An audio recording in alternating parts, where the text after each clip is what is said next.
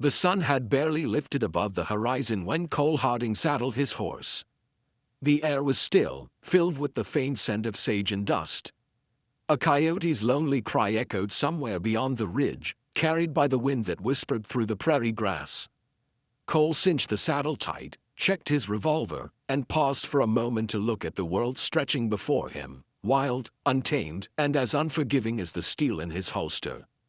Cole Harding wasn't a lawman, though he'd been mistaken for one.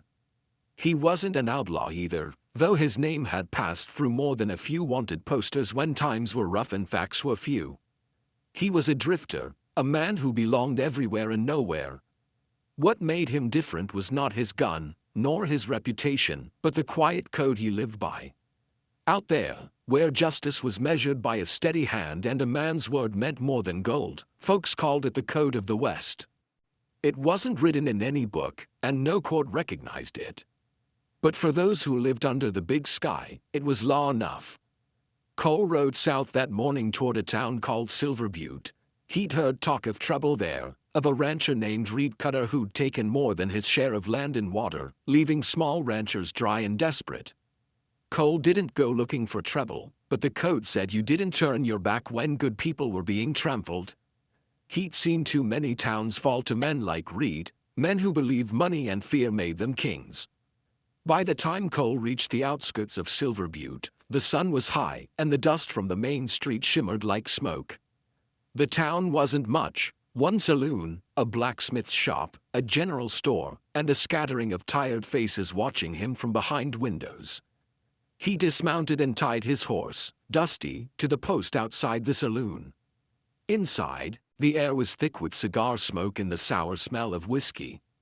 Piano keys clanged in the corner, and a few card players barely looked up when Cole stepped in. He moved slow, quiet, and calm, the way men do who've seen more graves than sunsets. The barkeep, a thin man with a gray mustache, eyed him warily. "What'll it be, stranger?" "Coffee, if you've got it." That earned a smirk from a table nearby. A big man with slick black hair and a scar across his jaw turned from his game. "Coffee? In a saloon? You must be lost, friend." Cole met his eyes. "Just thirsty." The man pushed away from the table. "You're new around here. Folks usually ask my permission before drinking under my roof." "That's so," Cole said, his voice low and even. "Name's Reed Cutter," the man said, letting his hand rest on the pearl handle of his revolver. "I run this town, and I don't like strangers sticking their nose where it don't belong." Cole didn't move. "Then you got nothing to worry about. I'm just passing through." Reed stepped closer. "That right? Well, let me give you a little advice before you pass on. This town don't take kindly to heroes." Cole looked him dead in the eye. "Neither does the world, far as I can tell. But someone's gotta try." The saloon fell silent. Reed studied him for a long moment before laughing. "You got spirit, I'll give you that. Let's see if you've still got it after a week without water. You ranchers'll be learning who owns the creek soon enough." Cole didn't answer. He just lifted the cup to his lips and drank the bitter coffee as Reed Cutter walked out, his spurs jingling like mockery. Later that day, Cole rode out to the edge of town. There he found a woman trying to draw water from a dry well, her face weary and her hands raw. She looked up as he approached. "Ma'am," he said, tipping his hat, "you look like you could use a hand." "I could use a miracle," she replied. "Cutter dammed the stream last week. My boy and I been living on what we can haul from the spring, but it's near gone." Cole knelt beside the well, inspecting the cracked ground. "How many families depend on that creek?" "Half the valley. Sheriff says it ain't his business. Cutter pays him too well." Cole stood, jaw tight. "Reckon it's time somebody reminded him what's right." The woman frowned. "You go up against Reed Cutter, you'll end up buried in the sage like the rest who tried." Cole smiled faintly. "Ma'am, I don't plan on burying easy." That night, the town gathered in silence as word spread that Cutter was damming more water up north. Cole saddled Dusty and rode under the moonlight. When he reached the creek, he found Cutter's men camped beside the dam, rifles stacked, laughter rising with the firelight. Cole waited, patient as stone. When the moon dipped behind the clouds, he moved. A single rope around a timber sent the dam's framework tumbling, water rushing free once more into the dry earth below. The men scrambled, shouting, but Cole was gone before they could find him. By dawn, Cutter's rage was wildfire. He stormed through town, pistol drawn, demanding to know who had touched his dam.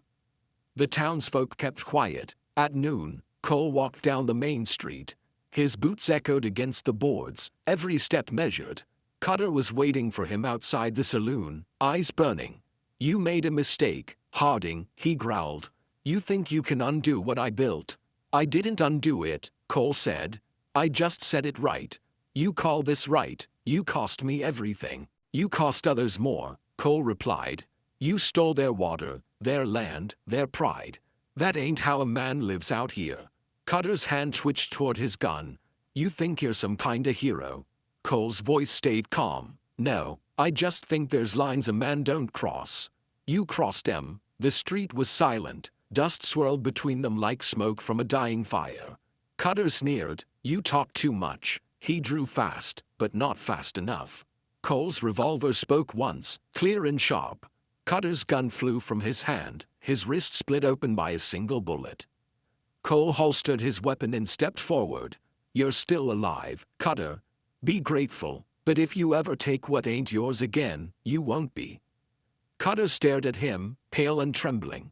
Cole turned away and walked down the street, the town watching in awed silence. Later that night, the sheriff came to Cole's camp. "You know," he said quietly, "you could have killed him."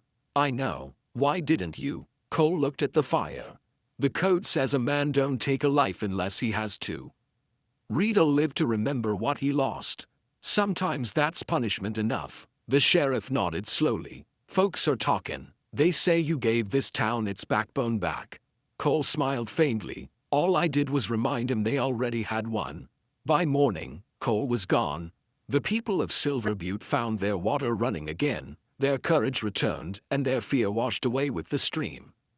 They never saw Cole Harding again, but his name became a kind of legend whispered on the wind.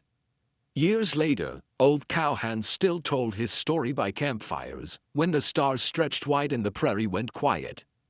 They spoke of a man who never broke his word, who never took what wasn't his, and who stood up when no one else would.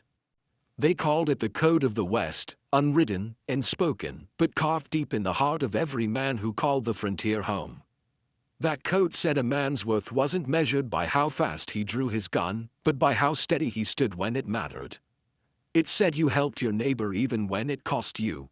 It said you respected the land, your horse, and the truth. Cole Harding rode into history not with a shout, but with silence, the kind that leaves echoes long after the hoofbeats fade. And though the frontier turned to memory and the world grew smaller, the code of the West lived on, as eternal as the sky above it. Because in the end, it wasn't just a set of rules. It was a promise, a way of life that made men more than what the land demanded of them. A code that said honor, courage, and decency weren't for sale. And somewhere out there, where the plains still stretch beyond sight and the wind still sings through the sage, that code still rides, unwritten but never forgotten.